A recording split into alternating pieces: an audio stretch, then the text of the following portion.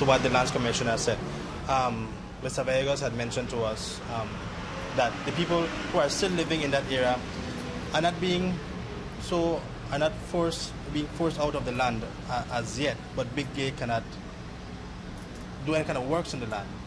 Well, you see, there's still trespassers there, you know, and the Lands Department has failed to have them removed. If we look at what all has happened when Big Gay identified that land, if you go back to the history, and they paid for the survey of that entire land, the intention was always that they would be the ones managing that land for the good of grassroots people. That's the basic, that's where it all started.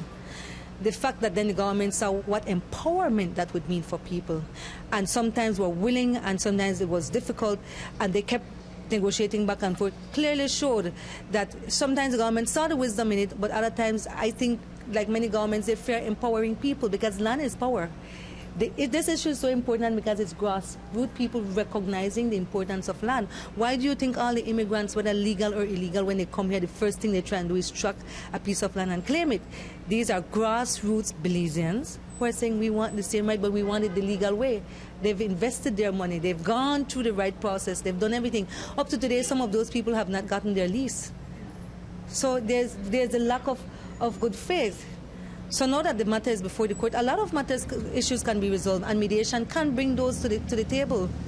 And Mr. Sam, he financially invested in Big Gay's initiative because I know there was clearing of the land, and if so, does he want his money back? Well, clearly he has lost, you know, but his approach is that he doesn't even want to be part of any contention. I was looking at helping out a group. I've done my part. I don't even want to get involved in any wrangling because that's not his position. He's a business person, and many business people don't want to get tied up in that kind of thing, you know. Could you comment on the significance of the change from Nigel Hawkins to Mr. Williams? I find it rather interesting, but as one senior person in the bar has put it, it says like the government feels that they need to bring out bigger guns.